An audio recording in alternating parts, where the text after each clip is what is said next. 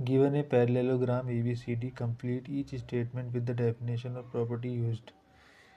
हमें क्वेश्चन में AD दिया गया है। AD किसके इक्वल है? BC के, क्योंकि अपोजिट साइड्स आर इक्वल, ये प्रॉपर्टी है।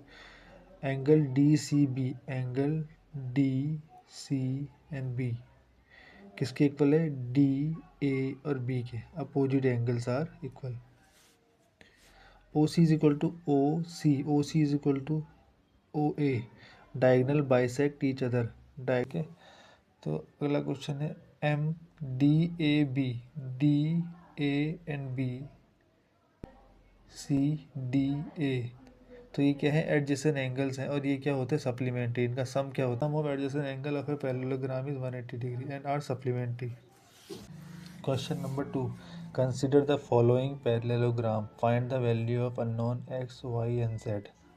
अच्छा, क्वेश्चन में हमें दिया गया, ये वैल्यू दी गई है, तो ये वैल्यू 100 है, तो इसका अपोजिट एंगल क्या होगा? 100, और ये एक सप्लीमेंट्री एंगल है, एडजेसेंट एंगल्स आर सप्लीमेंट्री। इनका सम कितना होता है? 180 डिग्री का। तो 100, तो ये वैल्यू है, तो 180 माइनस 100 इज इक्वल टू 80, और ये अपोजिट एंगल्स हैं, तो इसका सम क्या होगा? 80 डिग्री। तो क्वेश्चन में हमें ये एंगल दिया गया है 50, हमें ये एंगल दिया गया है 50 ये एंगल है, तो इसका अपोजिट एंगल कितना होगा? 50, और ये एक लीनियर पेयर है, इसका सम क्या होता है? 180 डिग्री। अगर इसका सम है 180 डिग्री, तो 180 minus 50 is equal to 130। Okay, और ये क्या है? ये एक एडजेसेंट एंगल है, the sum of adjacent angle is 180 degree. तो ये एंगल अगर 50 है, तो ये एंगल कितना होगा? 130। 180 माइनस 50 इज इक्वल टू 130। ठीक, इसके सामने वाला एंगल क्या होगा? 130, क्योंकि अपोजिट एंगल्स आर इक्वल। इस क्वेश्चन में हमें क्या दिया गया है? ये वैल्यू दी गई है 30, और ये एंगल दिया गया है 90। अगर ये एंगल 90 है, तो ये एंगल भी कितना होगा? 90। अगर ये एंगल 90 है, तो 30 प्लस 90 इज इक्वल टू 120, 120 होगा। और अगर ये 120 है, तो ये एक ट्रायंगल है, अगर इनका सम 120 है, तो इसका सम क्या होगा? 60 डिग्री। ये वैल्यू आ जाएगी 60 डिग्री, ये वैल्यू हो जाएगी 90 डिग्री। वैल्यू 60, तो इसकी वैल्यू क्या होगी? 60, क्योंकि ऑल्टरनेट इंटीरियर एंगल है, तो इसकी वैल्यू क्या आ जाएगी? 60।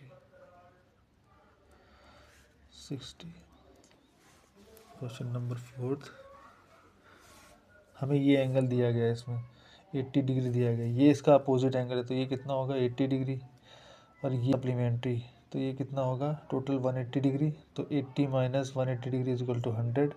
अगर ये 100 है, तो ये वैल्यू कितनी होगी? 100, और ये एक लीनियर पेयर है, तो अगर ये 100 है, तो ये कितना होगा? 80 डिग्री।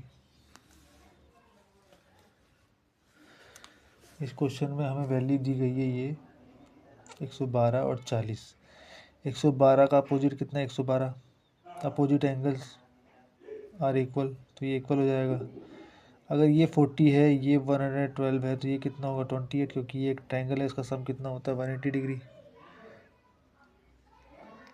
अगर ये 60 है, ये 112 है, तो ये कितना होगा? 28। The sum of adjacent angles is 180 degree.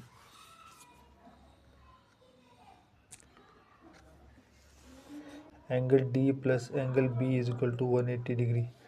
Angle D and B, angle B is equal to 180 degree. ये तभी हो सकता है जब ये दोनों 90 हो। तो एक केस में ऐसा हो सकता है जब ये दोनों 90 हो, तो इनका सम क्या हो सकता है? 180 डिग्री।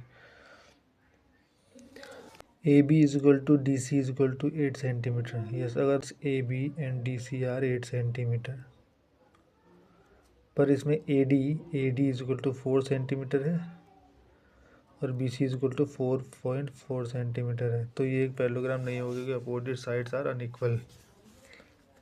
थर्ड केस में कहता है, थर्ड क्वेश्चन में angle A 70 degree, angle C 65 degree, angle A 70 degree, angle C 65 degree. Opposite angles क्या होते हैं? इक्वल होते हैं, और यहाँ पर दोनों के दोनों डिफरेंट हैं।